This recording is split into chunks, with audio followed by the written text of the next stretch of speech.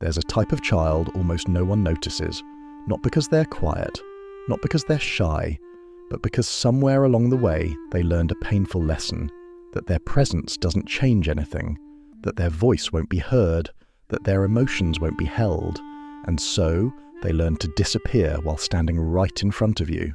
They learn to shrink inside their own lives. If you grew up ignored, you probably know this feeling too well, that strange instinct to step aside, to make yourself smaller, to soften your footsteps as if the world is allergic to your existence. You enter a room and feel like you're taking up space you didn't earn. Someone asks how you're doing, and your mind freezes because you don't actually believe your answer is worth hearing.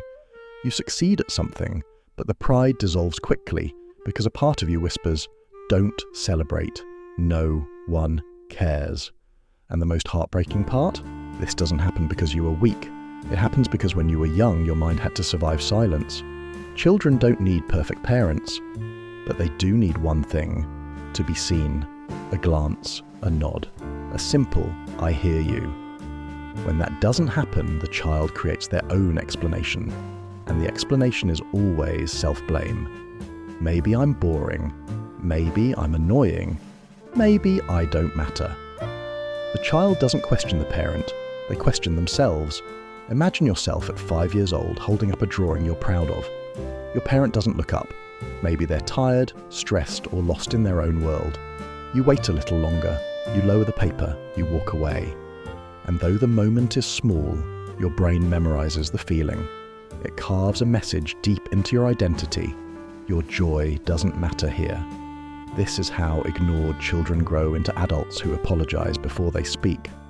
Adults who feel guilty for having needs. Adults who don't trust compliments because they're waiting for the moment they'll be forgotten again. Adults who don't know how to ask for help because once upon a time, asking didn't work. Psychologists call this emotional neglect, not because something terrible happened, but because something essential didn't. Ignored children develop survival skills that look like personality traits: hyper-independence, people-pleasing, overthinking, emotional numbness. You weren't born with these traits, you learned them. You learned them because they kept you safe from disappointment. And what's even more painful is that emotional neglect rarely looks like abuse. Sometimes it's just absence. A parent who works 3 jobs, a parent drowning in depression, a parent who didn't know how to connect because nobody ever connected with them.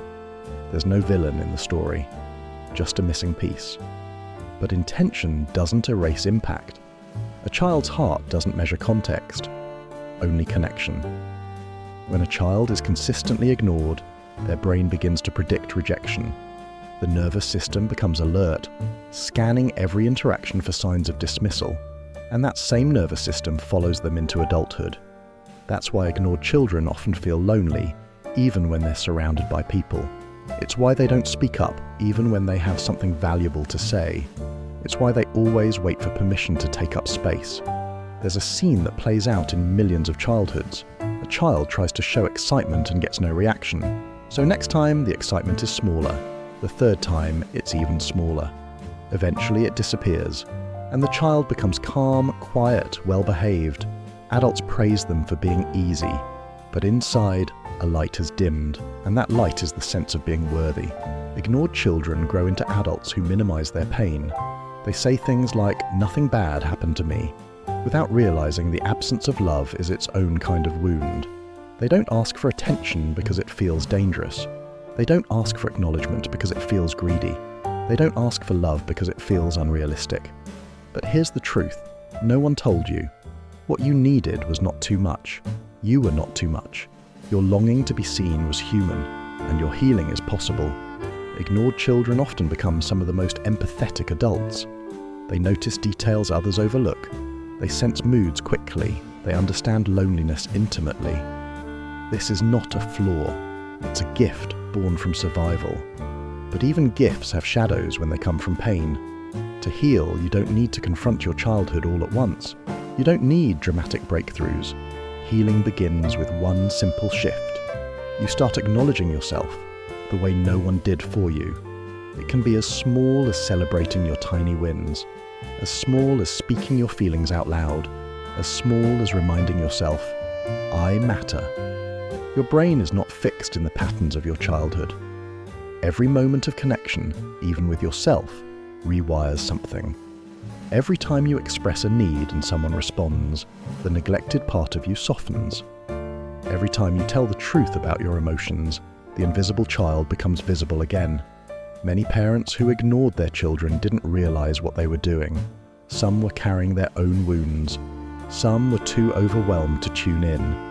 And you became the child who learned to adapt. But adaptation is not destiny. You can learn to take up space again. You can learn to speak again. You can learn to feel real again. If you grew up ignored, I want you to hear this clearly. Your quietness was not a flaw. Your shrinking was not your fault. Your invisibility was something you survived, not something you deserved. You are allowed to ask for attention now. You are allowed to speak loudly. You are allowed to tell someone, I need you to listen. You're allowed to want love without earning it. And if no one ever told you this before, let me tell you now. You deserved to be seen then. You deserve to be seen now.